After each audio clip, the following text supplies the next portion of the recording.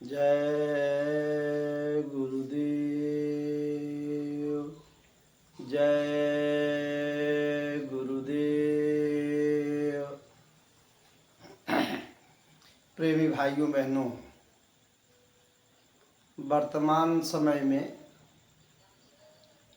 संतों और महात्माओं की बातों का बड़ा महत्व है। जैसे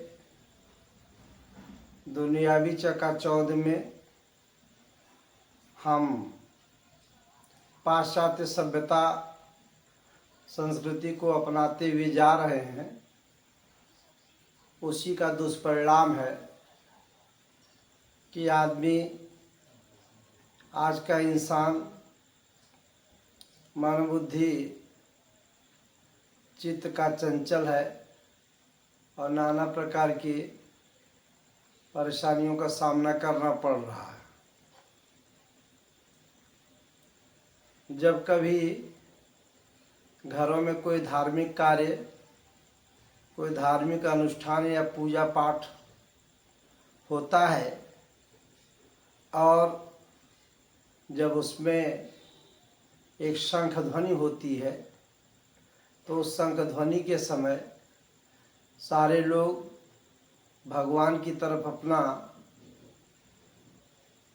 ध्यान आकर्षण करके, ध्यान केंद्रित करके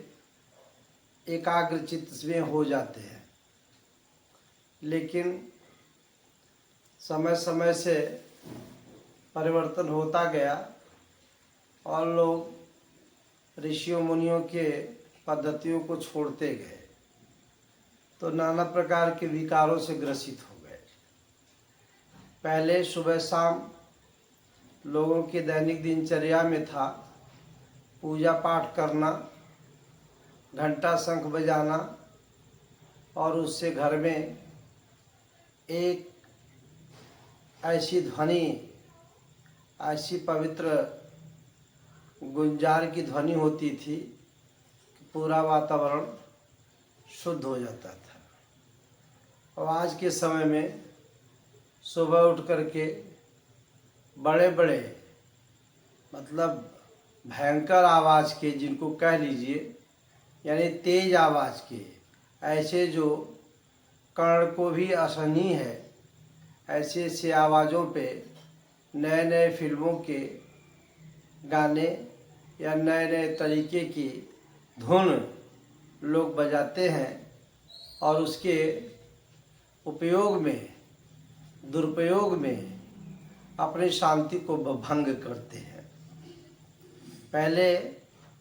जब एक बार किसी के घर में कहीं से कोई धार्मिक अनुष्ठान, पूजा पाठ होता था, तो गांव पास पड़ोस के लोग बीच में एकत्रित होकर के अपनी आत्मा, जीवात्मा को, अपने मन वचन कर्म को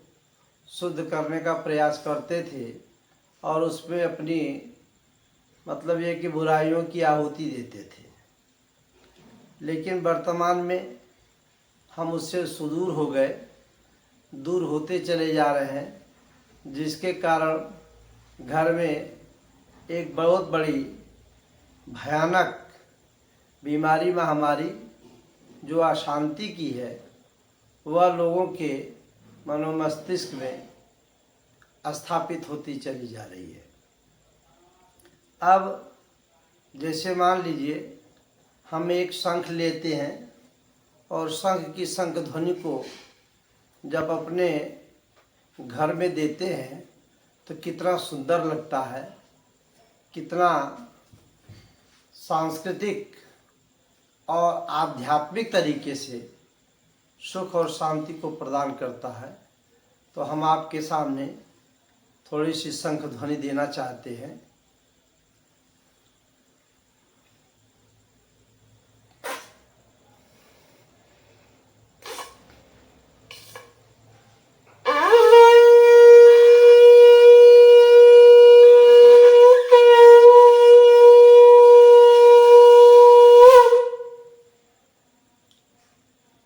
आप खुद इसको अपने जीवन में उतार करके अगर आप देखेंगे तो इस ध्वनि से घरों में बीमारियों का नाश होता है, अशांति शांति में बदल जाती है, कष्ट मुसीबतों से लोग दूर होते हैं और एक अस्थायी रूप से चिंतन, एक अस्थायी रूप से बुद्धि विवेक में प्रगति और विकास होता है। लेकिन अब इस ध्वनि के बजाय घरों में जब तेज आवाज़ की ध्वनि परावर्तित होती है तो अपने ही शरीर में वह ध्वनि कांटों की तरह से चुभने लगती है। लेकिन आज का जो दुनियावी माहौल है, जो सांसारिक आपकी आज की जो परिचर्चा है, आज का जो वातावरण है, उसमें हम घुलते मिलते चले जा रहे हैं। तो अब आवश्यकता इस बात की है प्रेमियों कि हम अपने अपने पुराने ऋषियों मुनियों के रिसर्च किए, ऋषियों मुनियों महात्माओं की पद्धति पर वापस आएं और अपने अंदर संस्कार को जगाएं, अपने अंदर जो सनातनी शिक्षा है, अपने अंदर जो एक आध्यात्मिक भावना को ओतप्रोत करने की जो पद्धतियाँ जो हमारे पूर्वजों के द्वारा स्थापित की गई हैं, उस पर हम सब लोग सपरिवार चलने की कोशिश करें, प्रयास करें। सुबह घरों में घंटे घड़ियाल की आवाज़ को ले आएं, सुबह घरों में अपने आरती पूजन को करें, सामूहिक प्रार्थना करें, सामूहिक भक्ति करें, सामूहिक संगीत करें और सामूहिक भगवान की भक्ति में अपना समय थोड़ा सा दें, तो हम देखेंगे हमारे घर में सुख शांति का कितना विकास हो रहा है, कितना प्रभाव हो रहा है। हमारे जीवन के साथ साथ हमारी जो अगली पीढ़ी जो हमसे संबंधित है, उसमें संस्कारों का बहुत बड़ा असर पड़ेगा और एक सुसंस्कृत परिवार बनेगा। और जब एक सुसंस्कृत परिवार बनेगा तो हमारे पास पड़ोस पे जब असर होगा तो हमारा एक सुसंस्कृत समाज बनेगा। जब सुसंस्कृत समाज बनेगा तो धीरे धीरे इसका विकास होने पर पूरे समाज में अमन और चैन छा जाएगा। तो हम आप सबसे अनुरोध, आप सबसे प्रार्थना और हाथ जोड़ करके विनय आप सबसे करते हैं कि हम आप सब लोग घरों में प्रातः स्मरणीय अपने दैनिक वंदनीय दिनचर्या में भगवान के प्रति पूरे परिवार के साथ बैठ करके थोड़ा सा समय भगवान के प्रति समर्पण करें और उससे अपने जीवन में खुशियों को भर दें, अपने जीवन में खुशियों की बौछार लाएं, अपने घर में खुशियों की